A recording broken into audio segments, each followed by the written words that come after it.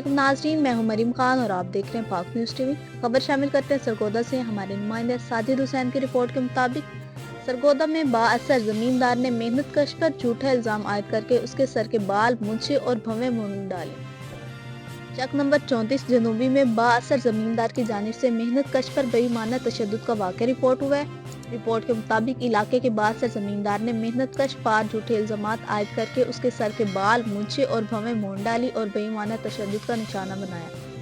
जालिम जमींदार ने उस पर बस न किया बल्कि मेहनत कश का मुंह काला करके पूरे गांव का चक्कर लगवाया। इस मौके पर बच्चे इस मेहनत कश की वीडियो बनाते रहे।